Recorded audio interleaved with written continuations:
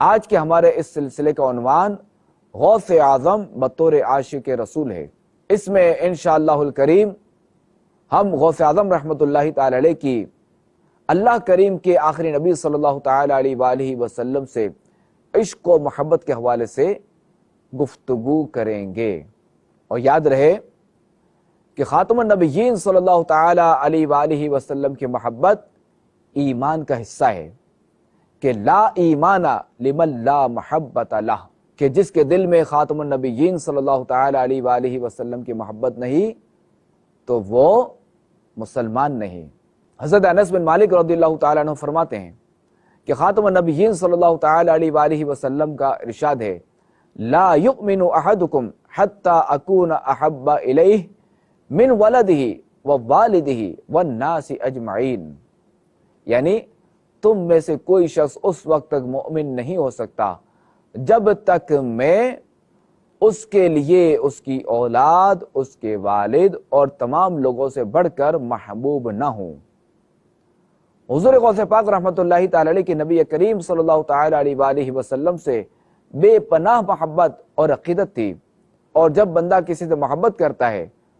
تو اس محبت کی علامت یہ ہے کہ وہ اس کی ہر بات کو مانتا ہے اور اس کی پیروی کو اپنے محبوب کی خوشنودی کا سبب سمجھتا ہے۔ تو لہٰذا نبی کریم صلی اللہ تعالی علیہ وآلہ وسلم سے محبت کا تقاضا یہ ہے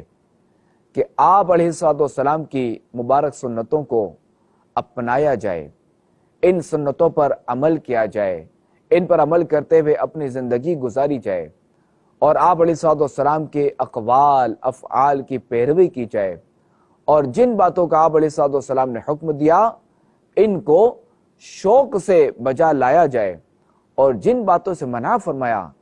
ان سے باز رہا جائے، ان سے رکا جائے،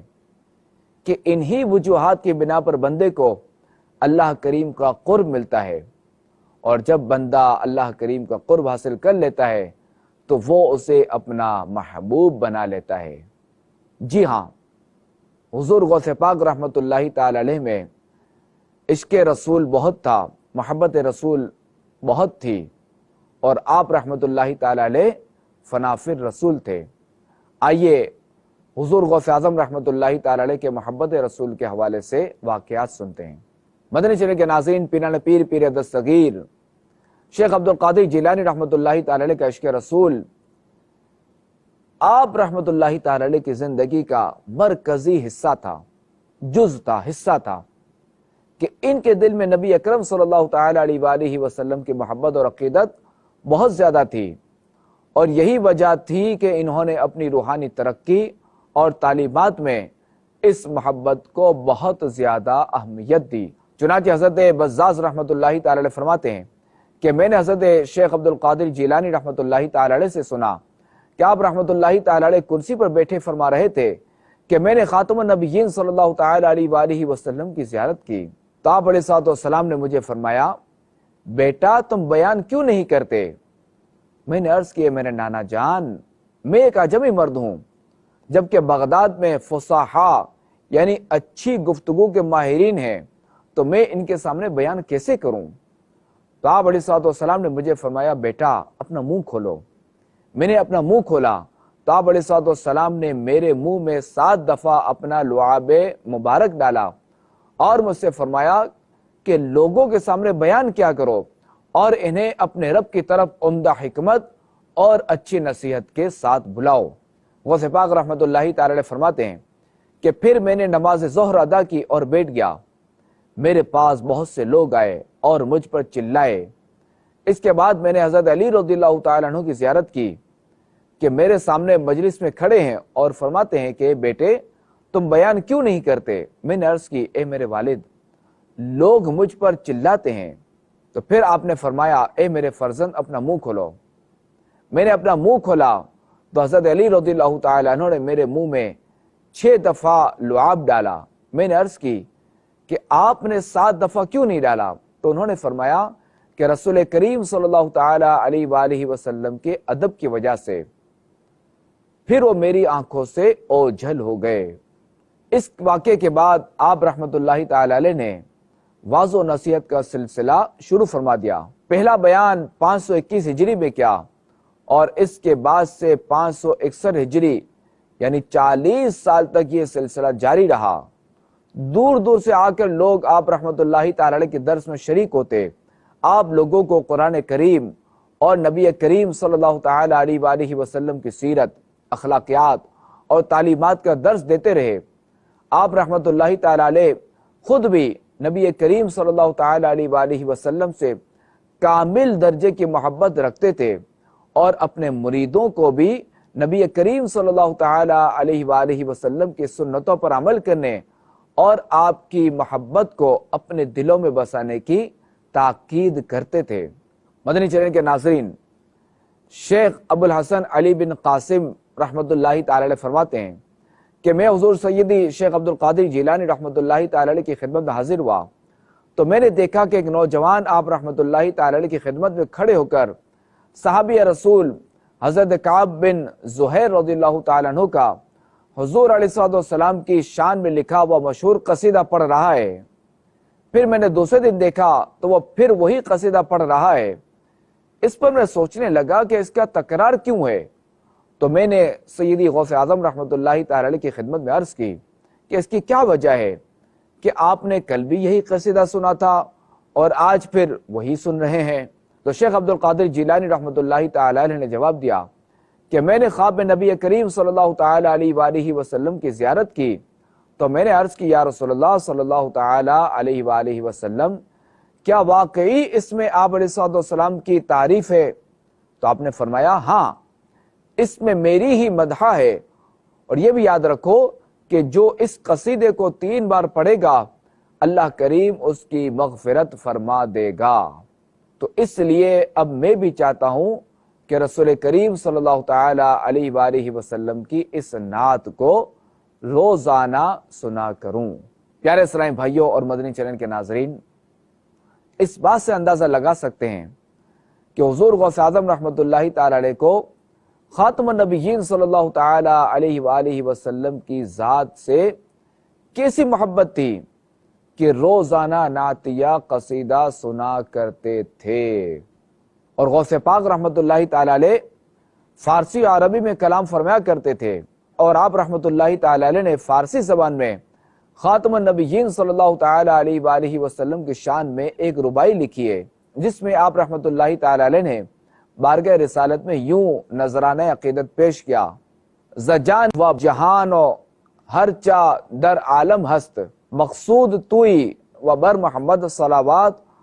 چوں ذرہ ذرہ شبد ای تنم بخاک لحد، تو بشنوی صلات از جمی ذرات۔ یعنی ساری کائنات کے مقصود آپ علیہ السلام ہی ہیں۔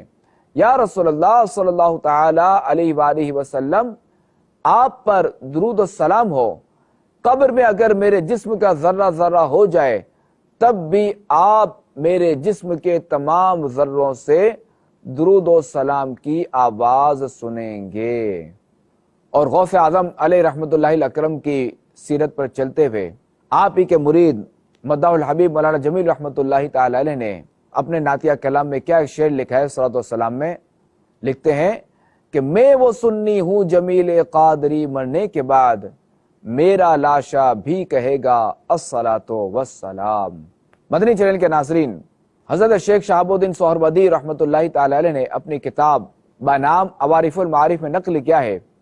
کہ حضرت شیخ عبد القادر جیلانی رحمت اللہ تعالی علیہ فرماتے ہیں: ما تزوجت حتی قال علی رسول اللہ صلی اللہ تعالی علیہ وآلہ وسلم تزوج، یعنی میں نے اس وقت تک شادی نہیں کی جب تک خود رسول کریم صلی اللہ تعالی علیہ وآلہ وسلم نے مجھے حکم نہیں فرمایا کہ اے عبد القادر تم نکاح کرو۔ امام سید عبد القادر اربیلی رحمت اللہ تعالی علیہ فرماتے ہیں کہ حضور غوث پاک رحمت اللہ تعالی علیہ جب مدینہ منورہ حاضر ہوئے تو ننگے پاؤں گئے اور ننگے پاؤں ہی بغداد شریف واپس آئے۔ اسی طرح ایک بار شیخ عبد القادر جیلانی رحمت اللہ تعالی علیہ روضہ اطہر پر حاضر ہوئے تو 40 دن کھڑے ہو کر یہ 2 شعر پڑھتے رہے، یعنی عرض گزار ہوئے: یا رسول اللہ صلی اللہ علیہ وآلہ وسلم، میرے گناہ سمندروں کی موج کی طرح ہیں، بلکہ ان سے بھی زیادہ ہیں، اور میرے گناہ ایسے ہیں جیسے بڑے پہاڑ، بلکہ ان سے بھی بڑے ہیں، لیکن کریم جب معاف کرنے پر آ جائے تو مچھر کے پر سے بھی بہت چھوٹے ہیں۔ جب آپ رحمت اللہ تعالی علیہ کی دوسری بار مدینہ طیبہ میں حاضری ہوئی تو بارگاہ رسالت میں حاضری کے لیے سنہری جالیوں کے قریب پہنچے تو یہ دو شعر عرض کیے، یعنی یا رسول اللہ صلی اللہ تعالی علیہ وآلہ وسلم، جب میں آپ علیہ الصلوۃ والسلام سے دور تھا تو میں اپنی روح کو آپ علیہ الصلوۃ والسلام کی بارگاہ اقدس میں بھیجا کرتا تھا، اور وہ میری نائب بن کر آپ علیہ الصلوۃ والسلام کے روزے کی چوکھٹ کو چوم جایا کرتی تھی۔ یا رسول اللہ صلی اللہ تعالی علیہ وآلہ وسلم، اب کی بار میں خود حاضر خدمت اقدس ہو گیا ہوں، بس آپ علیہ الصلوۃ والسلام کرم فرمائیں اور اپنا مبارک ہاتھ ظاہر فرمائیں تاکہ میں چوم سکوں۔ بس اسی وقت رسول کریم صلی اللہ تعالی علیہ وآلہ وسلم کا ہاتھ مبارک ظاہر ہوا تو آپ رحمت اللہ تعالی علیہ نے مصافحہ کیا اور اسے چوم لیا اور اسے اپنے سر پر رکھا۔ حضرت علامہ شہاب الدین احمد قسطلانی رحمت اللہ تعالی علیہ فرماتے ہیں کہ سید نور الدین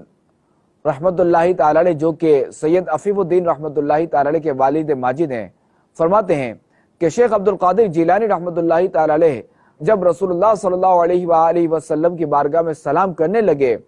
تو روضہ انور سے جواب آیا، تم پر بھی سلام ہو اے میرے بیٹے۔ جو عاشقان غوث اعظم، دیکھا آپ نے کہ ہمارے پیران پیر، ہمارے پیر و مرشد سیدی غوث اعظم رحمت اللہ تعالی علیہ کو خاتم النبیین صلی اللہ تعالی علیہ وآلہ وسلم سے کیسی محبت اور عشق تھا۔ اللہ کریم ہمیں بھی کچھ حصہ عطا فرمائے۔ ایک سائل نے سیدی شیخ عبد القادر جیلانی رحمت اللہ تعالی علیہ کی خدمت میں عرض کی، کیا خواب میں رسول کریم صلی اللہ تعالی علیہ وآلہ وسلم کی زیارت ممکن ہے؟ تو آپ رحمت اللہ تعالی علیہ نے فرمایا، پیر شریف کی رات کو بعد نماز عشاء طہارت کامل حاصل کر، نیا لباس پہن، خوشبو استعمال کر اور مدینہ منورہ کی طرف توجہ کر، اللہ کریم سے رسول کریم صلی اللہ تعالی علیہ وآلہ وسلم کی زیارت کی دعا کر اور خشوع و خضوع کے ساتھ یہ درود شریف پڑھ، الصلاۃ والسلام علیک یا رسول اللہ، الصلاۃ والسلام علیک یا حبیب اللہ، اللہم صلی علی محمد کما تحب وترضی لہ۔ اس کے بعد سو جا، انشاءاللہ الکریم تجھے زیارت ہو جائے گی۔ اے عاشقان غوث اعظم، ساتھ میں یہ بھی عرض کرتا چلوں کہ یا رسول اللہ کہنا، الصلاۃ والسلام علیک یا رسول اللہ پڑھنا،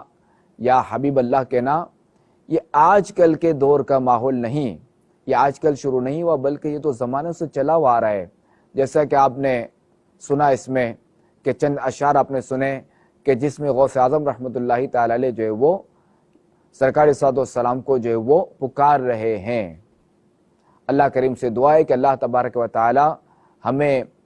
ہمارے پیر و مرشد سیدی غوث اعظم رحمت اللہ تعالی علیہ کے صدقے ہمیں بھی اپنے آخری نبی صلی اللہ تعالی علیہ وآلہ وسلم کا عشق عطا فرمائے، ہمیں بھی ایسا عشق عطا فرمائے کہ ہم ان کی سنتوں پر عمل کرتے ہوئے اپنی زندگی